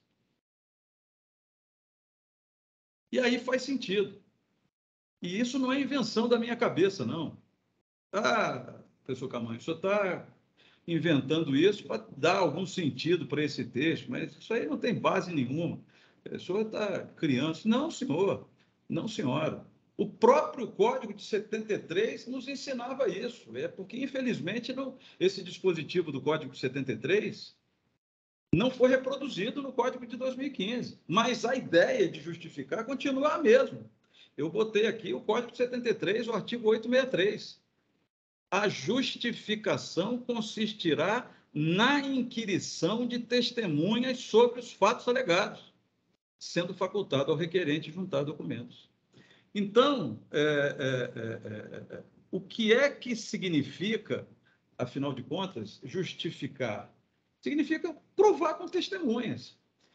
Se a gente... Deixa eu ver se eu consigo voltar aqui rápido para o artigo 562 inteiro, sem botar aqui primeira e segunda parte, acho que é aqui.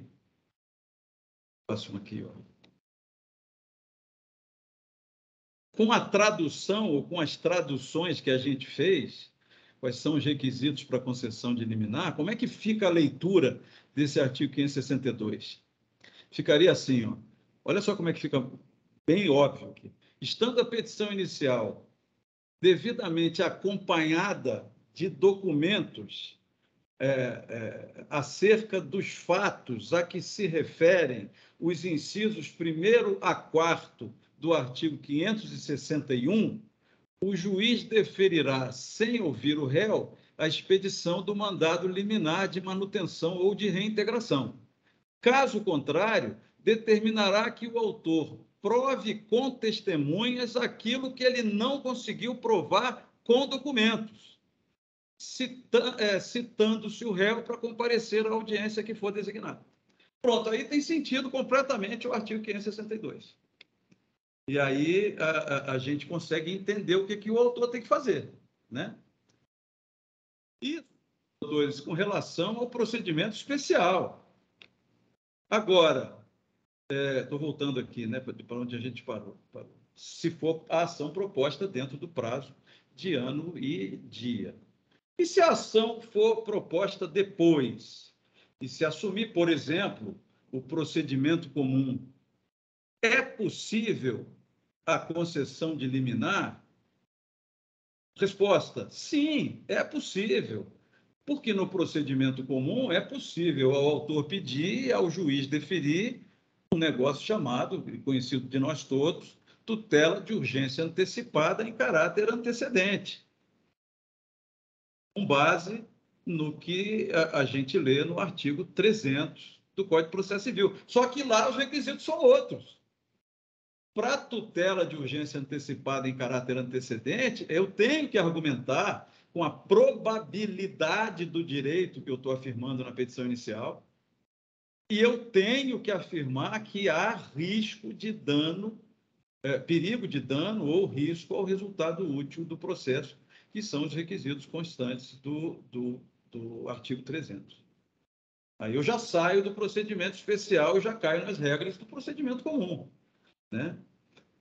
Claro que também há possibilidade de audiência de justificação, mas para provar esses requisitos aí, não aqueles fatos, porque aí eu estou dentro dos requisitos da tutela de urgência com base no artigo 300, parágrafo 2º do Código de Processo Civil. E aqui é só para a gente ver como é que isso causa certa perplexidade até hoje.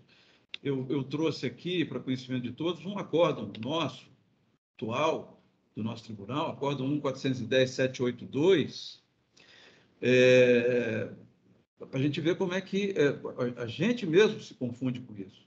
É consabido que a ação possessória de menos de ano e dia, conhecida como ação de força nova, até aí tudo ótimo, segue o rito especial, com possibilidade de liminar. Até aí, beleza. Enquanto aquela proposta depois de ano e dia é tratada como ação de força velha. Ótimo.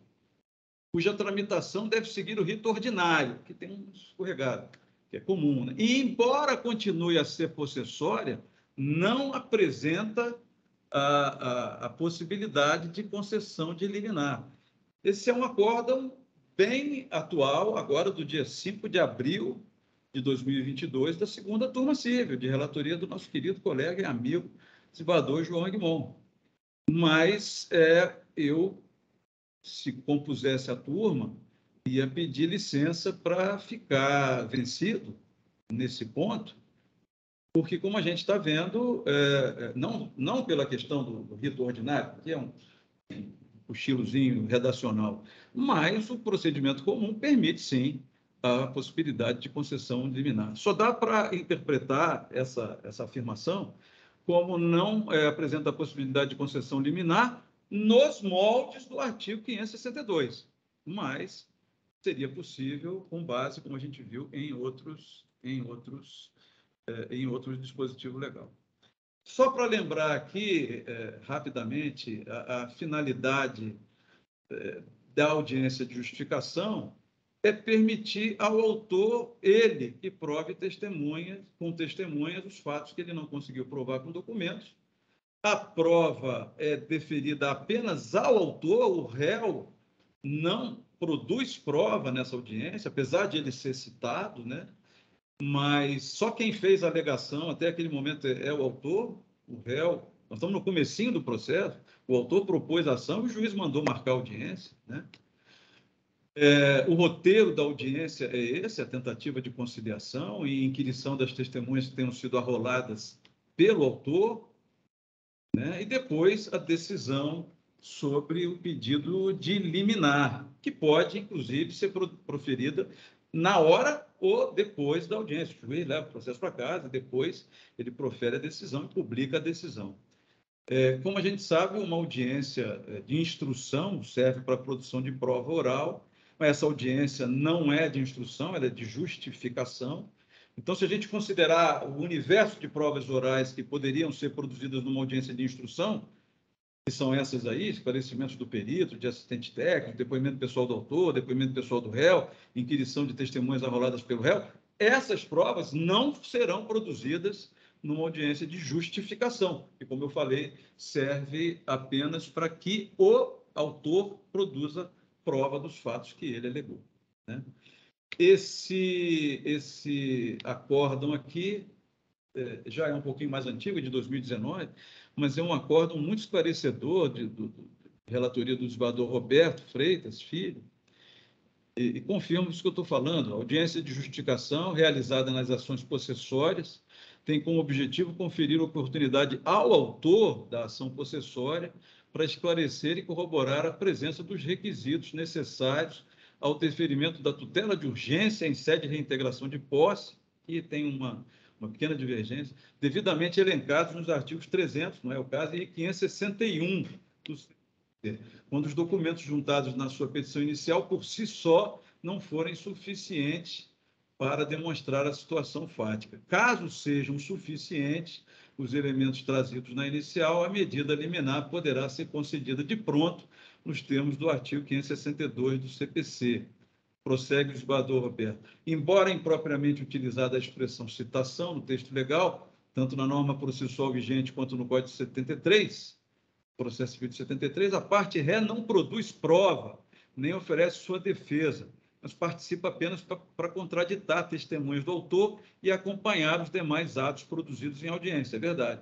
Assim, a participação do réu nesse ato processual é meramente instrumental. Esse é um acórdão já, como eu falei, um pouquinho mais antigo, de 2019, mas ele é muito elucidativo, por isso é que eu fiz questão de trazer ele aqui, da terceira turma civil, sob relatoria do nosso amigo desembargador Roberto Freitas Filho. Estamos chegando ao fim já, falta eu falar aqui só sobre duas coisas. A liminar postulada contra uma pessoa de direito público. Imaginemos um possuidor que ocupe uma área pública do Distrito Federal, mediante contrato de concessão de uso, né, como tem ali na área rural de Braslândia, muitos contratos de 20 anos, a pessoa usa ali criar porco, plantar milho, enfim. E aí está lá um belo dia, vê o próprio Distrito Federal cortando ali um pedacinho da sua fazenda para passar uma estradinha. É o Distrito Federal que está praticando um ato de turbação contra aquela área, né? E aí ele entra com uma ação e pede a liminar. Então, o parágrafo único desse artigo 562 diz que contra as pessoas jurídicas de direito público não será deferida a manutenção ou a reintegração liminar sem prévia audiência dos respectivos representantes judiciais. O texto me parece claro, mas aqui dá uma certa confusão. Essa palavra audiência aqui não é a audiência de justificação, apesar de estar no mesmo artigo que fala da audiência de justificação, que é o 562. Aqui, o que se quer é dizer que o juiz, antes de decidir sobre o pedido de manutenção de reintegração liminar, vai, antes, como eu falei, ouvir os respectivos representantes judiciais, os representantes judiciais da pessoa de direito público. Então, não precisa marcar audiência, basta que ele dê um prazo para que a pessoa, o procurador do Distrito Federal, por exemplo, se manifeste sobre o pedido de liminar. Não é para ele contestar, é para ele se manifestar sobre o pedido de liminar. Audiência, portanto, aqui significa ouvir, permitir a manifestação prévia, claro, né, dos representantes judiciais da pessoa jurídica de direito público.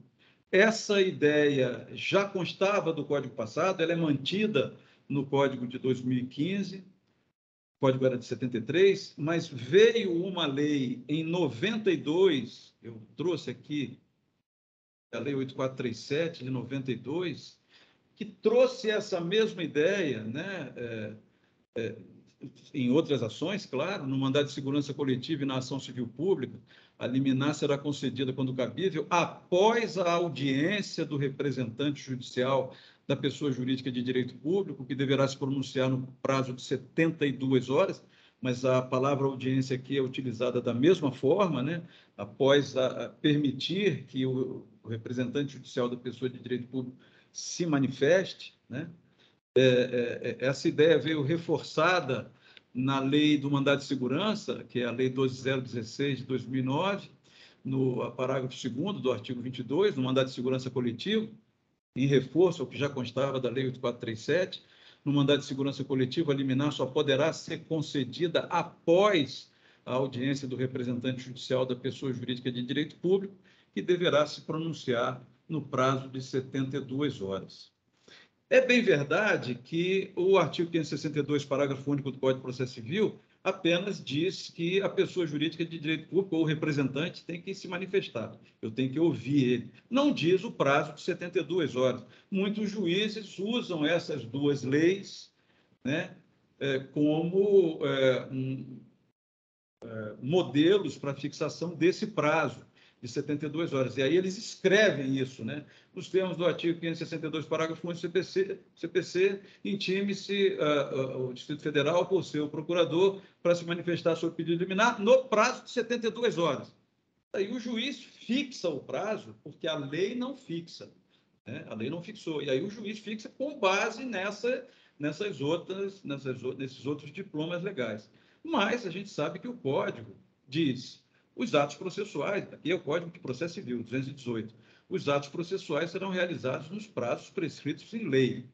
Aqui a lei não fixou prazo. Quando a lei for omissa, que é o caso, o juiz determinará os prazos em consideração à complexidade do ato. Então, é nessa hora que o juiz pode fixar 72 horas, em atenção a essas duas outras leis. Mas se o juiz não falar nada, disso vale o parágrafo 3º, inexistindo o preceito legal ou prazo determinado pelo juiz, será de 5 dias o prazo para a prática de ato processual a cargo da parte.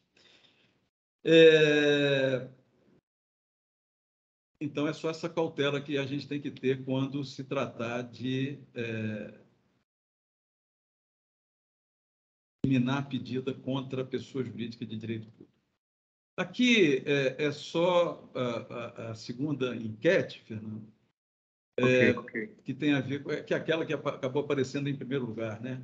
Vou parar de compartilhar aqui para a gente ver.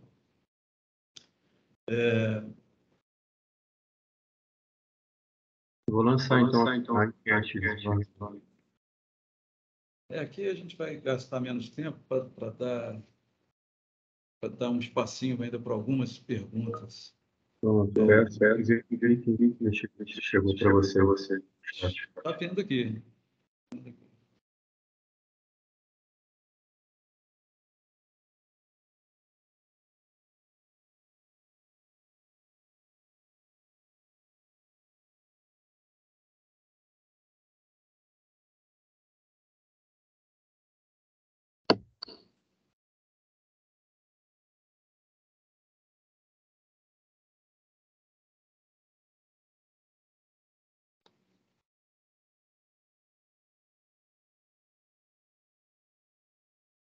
Aproveita e bota uma balinha aqui para melhorar a garganta.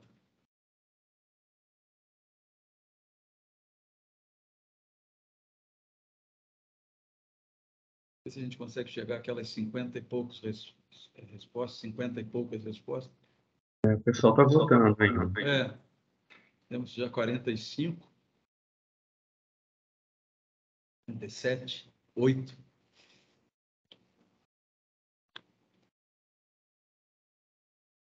Olha.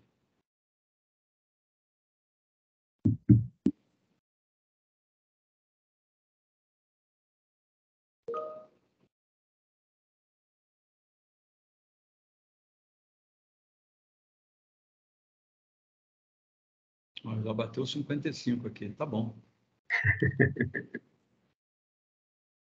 56, até mais do que da outra vez. 7, rapaz. Tá bom, né? 57 respostas. 59, 60, rapaz. Maravilha. 31. Vamos mostrar o resultado aí, Fernando, e depois eu converso aí sobre isso, e aí a gente encerra. Pode encerrar, então, a enquete. 61 respostas, tá? 2, tá bom? Posso ler aqui? Pode ler. 3 respostas, 63. Isso, então deu 4. Para certo, 4%. 3 respostas. E errado, 95%. 61 respostas. Ainda apareceu mais uma aqui, 62 respostas para mim. 95, é isso mesmo. A pergunta, então, era essa, né? O não comparecimento do réu devidamente citado à audiência de justificação configura sua revelia. Vou voltar aqui ao compartilhamento, já daqui a pouco a gente termina, mas só para cumprir o ritual.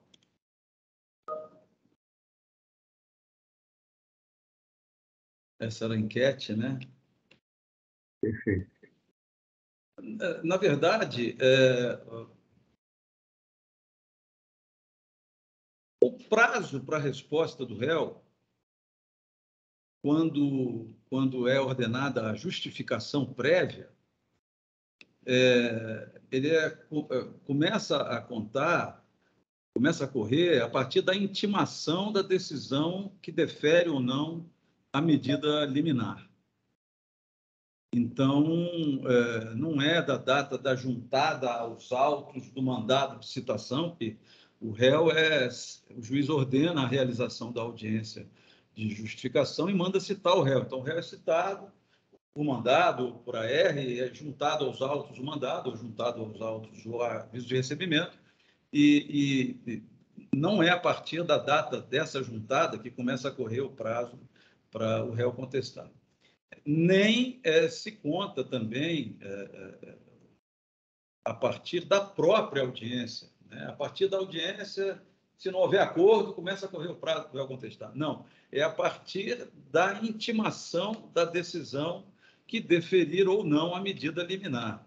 Então, veja, se a decisão sobre o pedido de liminar for proferida na própria audiência de justificação, o prazo para contestação começa a correr a partir da audiência. A partir da audiência. Como que é o artigo 1003, parágrafo 1º do CPC. O artigo 1003 tem a seguinte redação, só para a gente lembrar: o prazo para interposição de recurso, e o prazo geral, conta-se da data em que os advogados, a sociedade de advogados, a advocacia pública, a defensoria pública, o MP, são intimados da decisão. Os sujeitos previstos no caput considerar-se-ão intimados em audiência quando nesta for proferida a decisão. Então, se a decisão for proferida na audiência, defira liminar. O prazo para o réu contestar começa a correr a partir da audiência. Se a decisão for proferida depois da audiência, o juiz falou: olha, encerrou a audiência, vou pensar, foi para casa, 3 dias, 10 dias depois, sei lá, ele deu a decisão, aí a decisão tem que ser publicada, né? E a intimação se dá com a publicação da decisão, né? E considera-se dia do começo do prazo a data de publicação, quando a intimação se der pelo Diário da Justiça impresso ou eletrônico, na forma do artigo 231, inciso 7º do CPC. E, como a gente sabe, a revelia se configura se o réu devidamente intimado para contestar, seja na audiência ou por publicação, tiver deixado de oferecer contestação no prazo legal, né? Como diz o artigo 344 do Código de Processo Civil. Então, que diz: se o réu não contestar a ação, será considerado revel. E aí tem a consequência, que é o efeito material da revelia, presumir-se-ão verdadeiras as alegações de fato formuladas pelo autor. Ou seja, a ausência do réu à audiência não importa na configuração da sua revelia, né? A revelia só vai se configurar quando, decorrido o prazo para o réu contestar, o réu não tiver apresentado a sua defesa no prazo legal. E o prazo para o réu contestar começa a correr a partir da intimação da decisão que tiver deferido ou não a liminar postulada pelo autor. E isso é assim desde o Código de 1939. Bom, doutores, eu vou parar aqui o compartilhamento. Com isso, eu devia ter mostrado o último slide, mas o último slide é igual ao primeiro slide, que era só dizendo que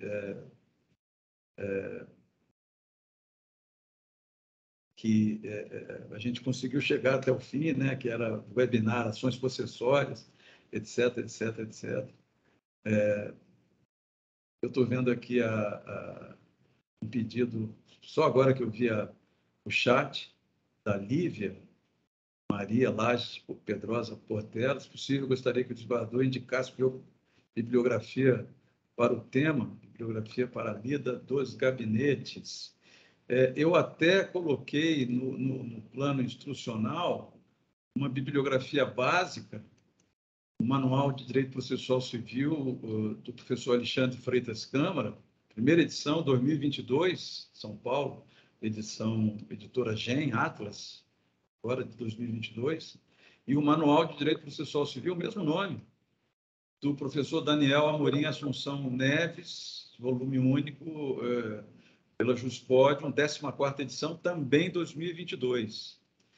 E como bibliografia complementar, um livro que me parece sensacional, que é do professor Fred Didier Júnior, professor Antônio do Passo Cabral e professor Leonardo Carneiro da Cunha, por uma nova teoria dos procedimentos especiais, dos procedimentos das técnicas. Já está na 3ª edição também, Juspodium, 2022, quer dizer, são 3 livros deste ano, de 2022. Agora deixa eu voltar aqui para o webinar, para ver o que aconteceu aqui, enquanto eu estava olhando outras coisas.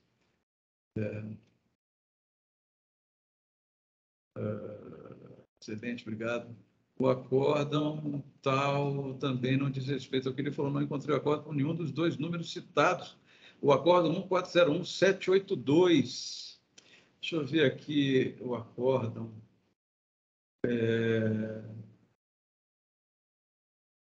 acórdão. Não, mas não era esse número, não. 1410782. 1410782. É por isso que a Laidiane não encontrou. 1410782. É esse número. Mas eu vou disponibilizar os slides e a escola coloca à disposição. Eu acho que não dá tempo para perguntas, Fernando. Não sei se nós temos a limitação de 11h30. Se der tempo, eu ainda fico à disposição. Se não, eu disponibilizo os slides. À disposição do senhor e dos alunos, desembargador também. Temos um minutinho ainda e podemos ficar um pouquinho mais, sem nenhum problema. Se eu fico ainda à disposição por mais uns 10, 15 minutinhos. Obrigado, colega Carmen, pela sua gentileza. Eu sei que devia estar dando aula aqui, mas agradeço a gentileza da sua participação e do seu elogio. Mas Lívia pergunta se as provas da justificação servem à instrução. Sim, nada impede que o juiz, numa futura audiência de instrução, pergunte, presente a mesma testemunha, indague se a testemunha confirma aquele depoimento prestado e complemente com outras perguntas que o juiz queira fazer ou que as partes queiram fazer. Desembargador, eu habilitei o microfone de todos, então se alguém quiser agora se manifestar ao microfone, fiquem à vontade, por gentileza. Pronto, então.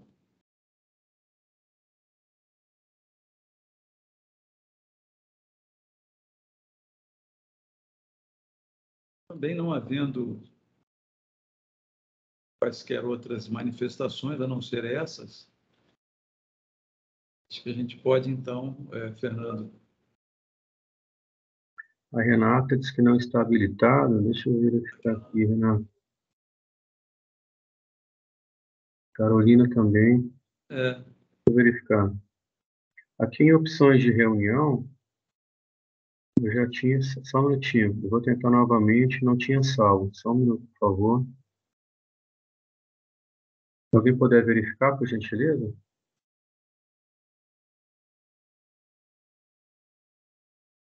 Eu não sei como é que faz isso. Abriu agora para você, Renata? Aberto. Agora, quem quiser se manifestar pelo microfone, é só habilitá-lo lá em cima, do lado da câmera, e pode falar.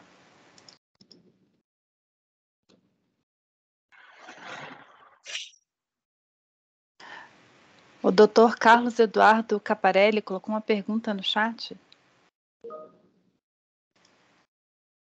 Isso é para a escola, né? Alguma previsão de webinar sobre questões polêmicas da proteção possessória, como, por exemplo, de imóveis não regularizados? A gente ainda não tem essa previsão, mas nós teremos novos webinários no projeto Judef Talks, que serão divulgados em breve pela página da escola e nos e-mails. Pronto.